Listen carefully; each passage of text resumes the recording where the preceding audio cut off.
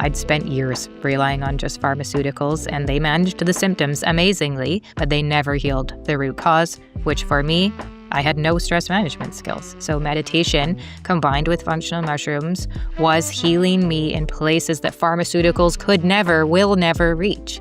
And that's so empowering. And it was emotional, right? It was the moment I realized I'm not trapped in my biology. I can change it. Hi, everyone. I'm Dr. Desiree Caruso, naturopathic doctor, and I am interviewing my friend and colleague, Brandi Garden, the co-founder of Aversia Wellness and also the author of Healing Your Body, Mind, and Soul. Today, we are diving into Chapter 9, Practicing Meditation Daily. Brandi, you describe your first profound meditation in December of 2020, the moment you suddenly became aware of an eternal field of invisible information where all possibilities exist. That's how you describe it, and that's powerful. Can you take us back to that morning and share what shifted inside of you? Yeah. Wow. It's a long time ago now, and such a different style of meditation because it was not a guided meditation I was doing at that time. We had taken the Ziva meditation course, so it was, I'll tell you, that morning felt like the moment my whole inner world cracked open. It was dark and it was cold and it was honestly inconvenient. It was 6 a.m. in my best friend Jenn's basement across the street. Another friend had joined us, and the three of us had just made this promise to finally learn how to meditate properly because we thought there were rules, right? We were doing something wrong because we weren't experiencing what others were.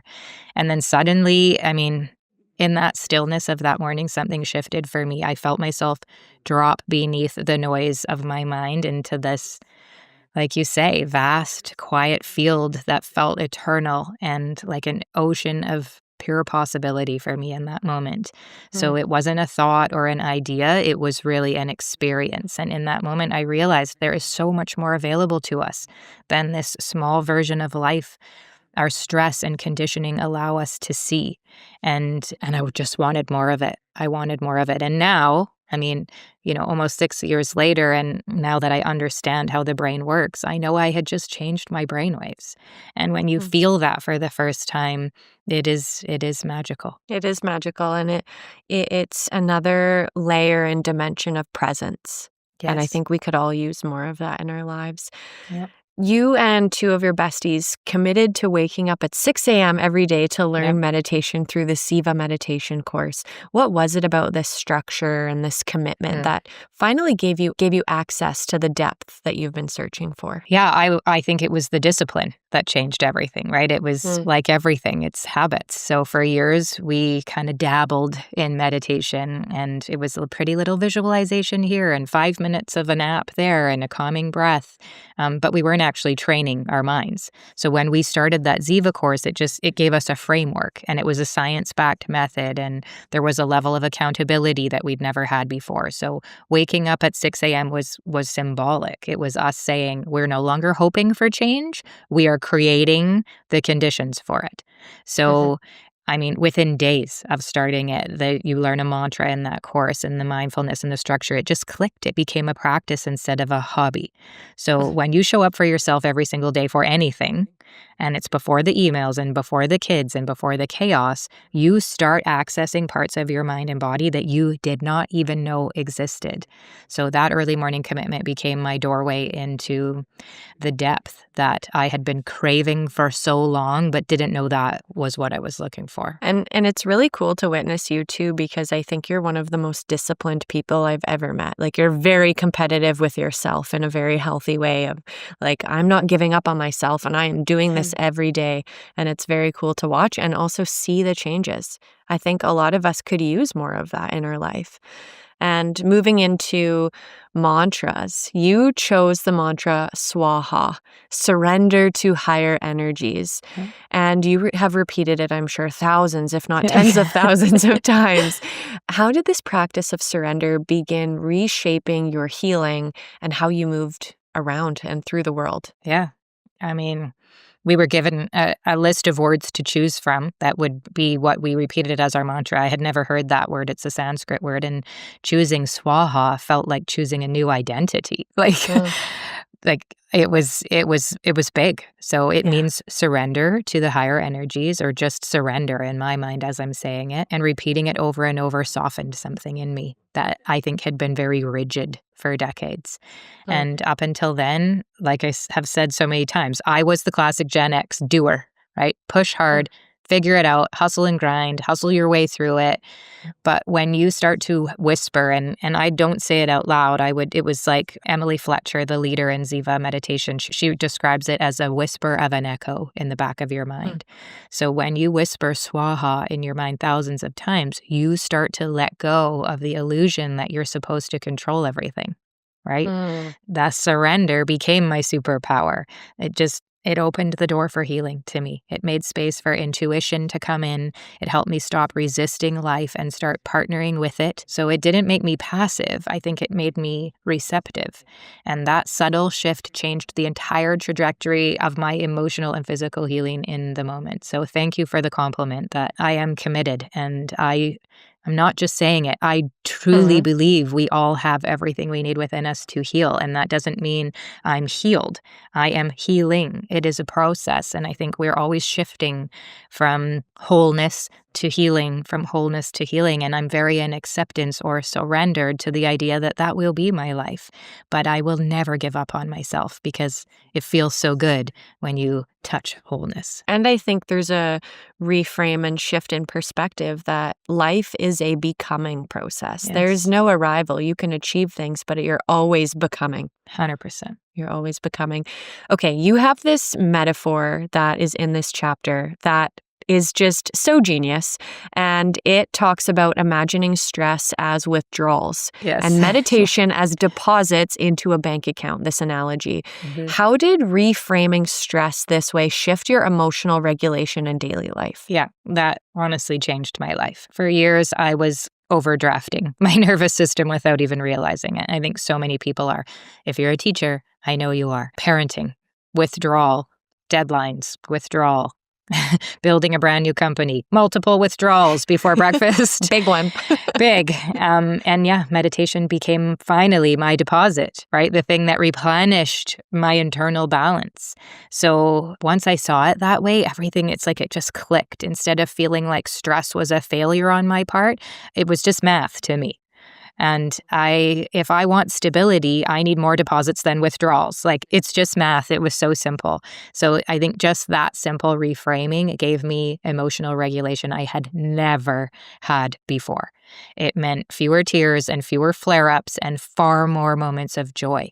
So meditation taught me that I could stop overdrafting my own nervous system. Like, how empowering is that? It's the only So time I've ever loved math.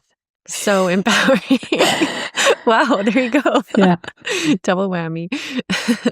By early 2021, you share that inflammation had decreased, psoriasis was gone, and you could really drop into the bliss field within seconds. What did it feel like to witness your body respond so dramatically to meditation? It felt like witnessing a miracle, except it wasn't magic, it was biology. And for the first time in my adult life, I was living with less inflammation, not because of a pharmaceutical injection. And yeah, Mhm. my psoriasis disappeared first, which makes sense from the outside. I could drop into the bliss field in seconds instead of minutes is so true. And it felt like my body was like, thank you for finally giving me what I needed. I'd spent years relying on just pharmaceuticals, and they managed the symptoms amazingly, but they never healed the root cause, which for me, I had no stress management skills. So meditation combined with functional mushrooms was healing me in places that pharmaceuticals will never reach.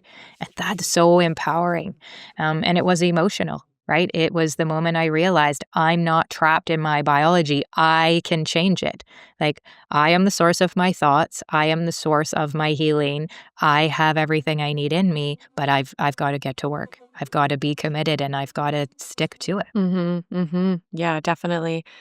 Okay, so shifting to 2023, that's where Yeah. you wrote that you felt like you were aging backwards. And I mean, we talked about it with your hair coloring, Yeah. right? We're like, you're having more growth of more color and Yeah. less of the gray. You also describe having more joy, less stress, you're off all the pharmaceuticals.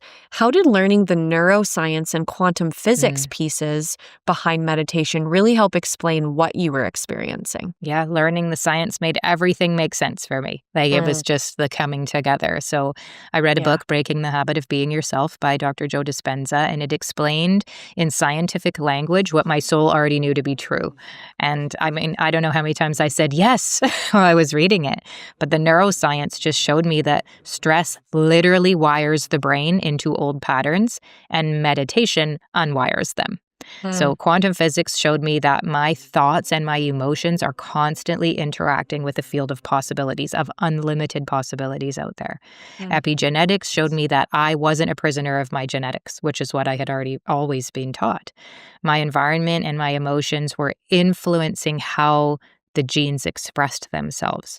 So when my inflammation disappeared, when I felt like I was aging backwards, I finally understood why. Science finally explained what my soul already knew, and I was just catching up. yeah, you were just catching up.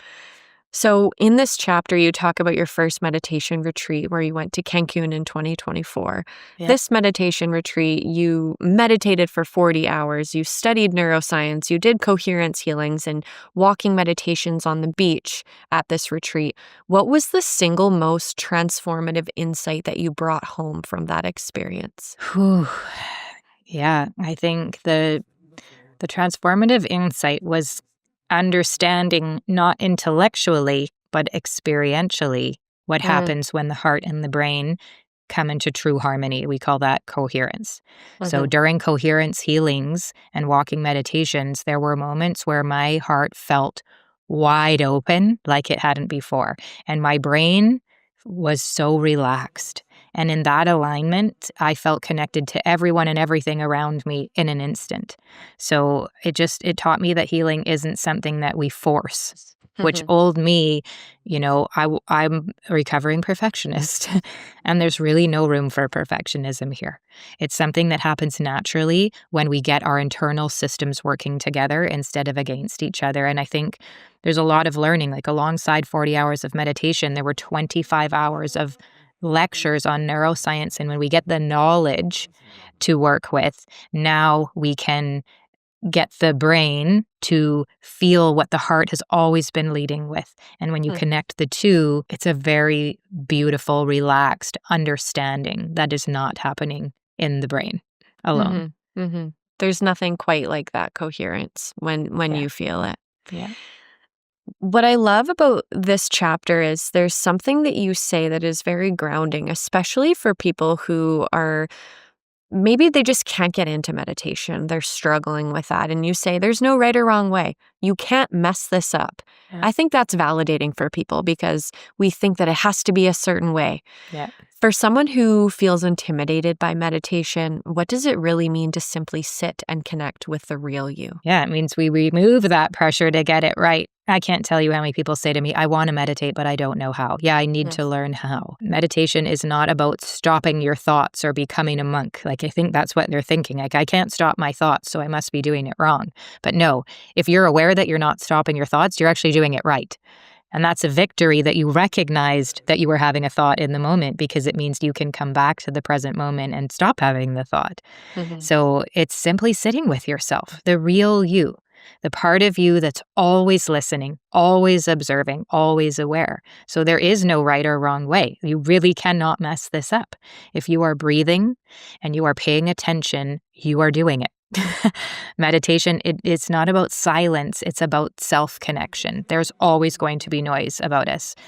And I think if you are somebody that can meditate on the New York City subway or on a rocket, you know you've made it. If you are somebody that's waiting for the silence in your life to come and allow you to meditate, you're going to be waiting a long time.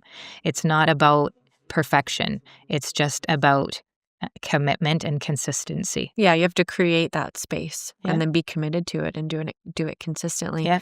You also write that meditation is learning to be relaxed in the heart and awake in the brain, to return to the present moment again and again without judgment.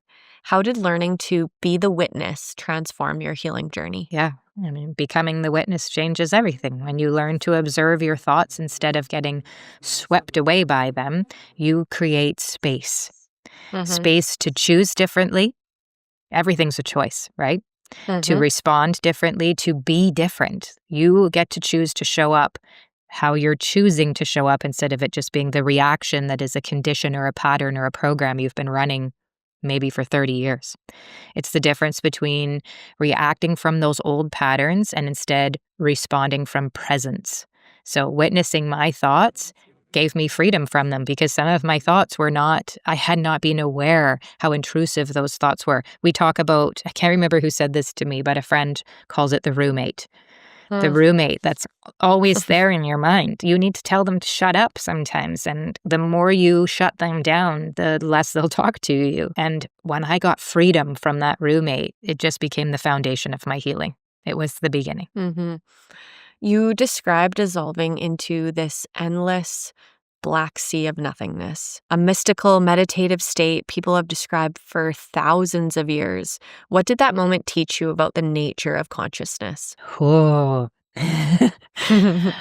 that's a whole podcast. But to be short, it really taught me consciousness is not inside our heads. Yeah. It's something we belong to, right? When I Mm-hmm.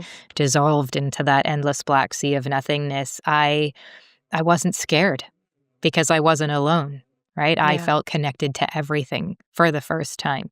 So when you have pure awareness without a body, without a story, without limits, whatever they are for you, it's magical.